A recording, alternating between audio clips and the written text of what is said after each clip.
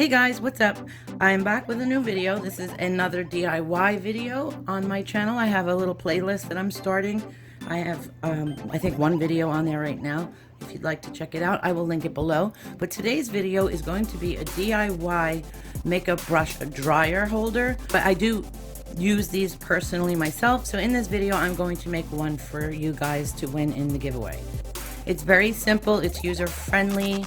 I find them to be excellent because you could hang them in the shower. I don't like to lay my brushes down flat after I wash them because then I feel like I have to rotate them or they're laying on a kitchen counter. I just don't like it. I like my brushes to hang completely upside down so that no water gets in the ferrule and it dries properly and all my bristles stay hanging down the straight way that I want them to. And so I thought to make this in my head somehow, and it worked. So I want to share it with you guys. The giveaway is going to be a completed one. I'll just mail it to you. But I'm going to show you how to make it. You can make it very simply or you can jazz it up. It's up to you. But I'm going to show you what I do. So what you're going to need are very basic supplies. You'll need either a paint stirrer or even a ruler, which are like 80 cents in Walgreens. But I like these because they have the holes already.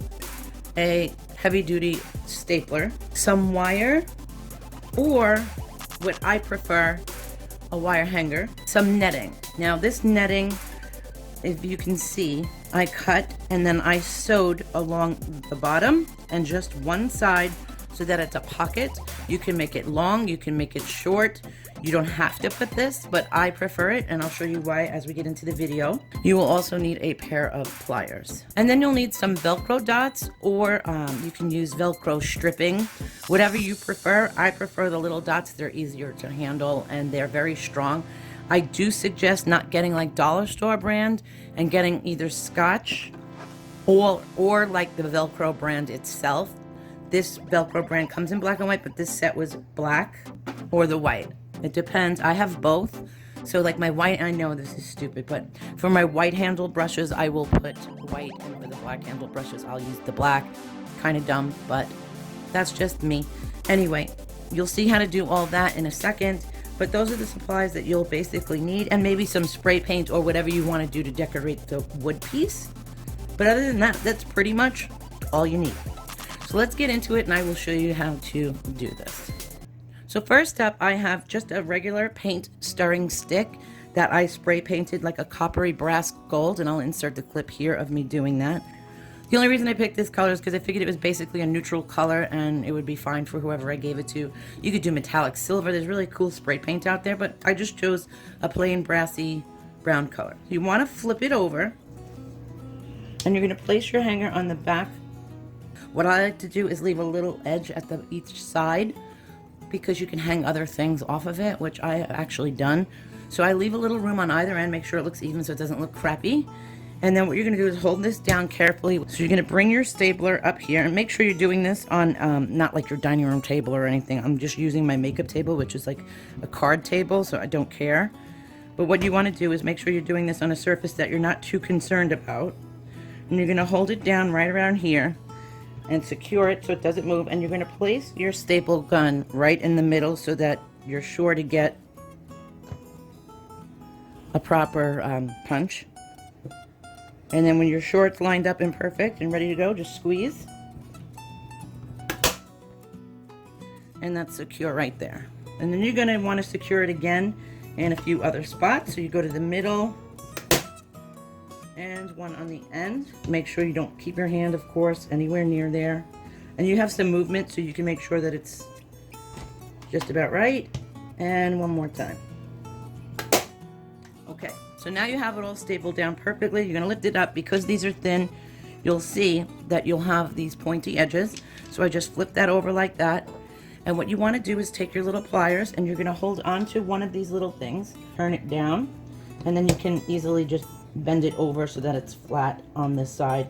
And don't worry about it looking funny because you're gonna cover that up later. Once you have them all laid down flat, you'll see you could just pick it up and it just stays in there nice and tight. Okay, so you have it flipped over, and then what you want to do is, I usually just put these on here real quick. You take I take the rough side of the Velcro because I don't want this part on my brush. So you'll see what I mean in a minute. But you want to take this, first you want to place it over the staples and stick that down really well. And then just evenly put this across.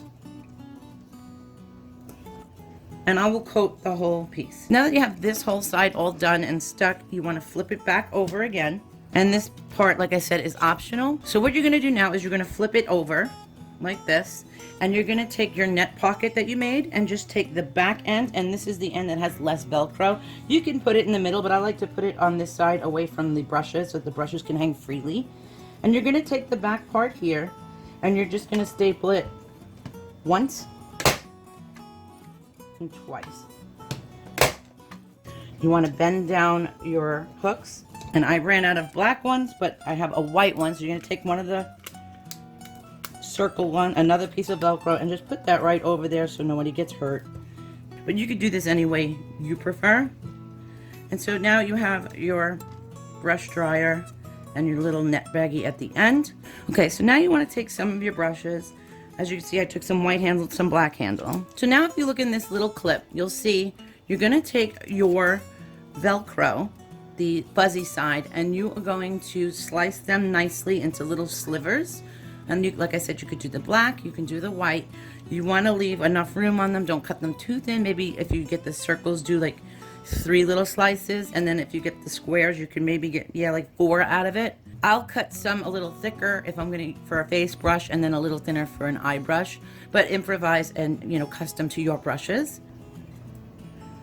I'm going to take a little black piece of Velcro and I'm just going to put it on the ends of the brush, like so.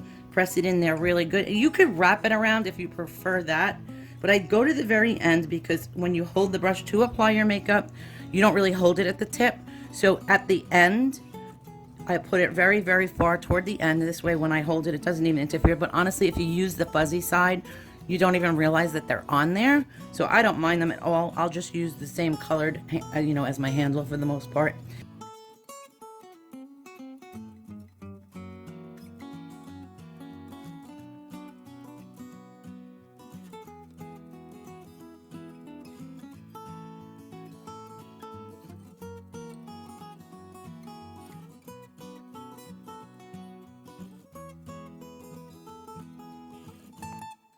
Okay, so now that all your brushes have the Velcro on the tips, you are washing them and you have this hanging. I'll hang this hanger like on my kitchen cabinet doorknob for now, and then I'll put paper towel underneath, and then I'll just wash my brush, and then when I'm done, that's it. I mean, literally just, if you just put it on there like so, it stays. That's how strong it is. So I do tend to put the face brushes on the ends to balance out the weight.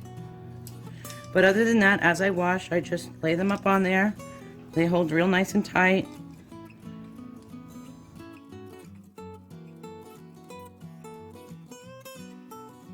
That's that. Now, as far as a beauty blender goes, I will wash my beauty blender.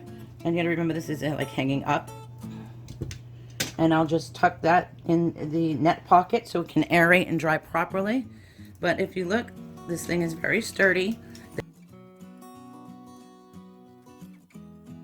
So that's my little DIY of my drying brush holder. I hope you guys liked it. If you do try to do this at home and even make it better than this, please just tag me in it. I want to see it. This is the kind of stuff I love.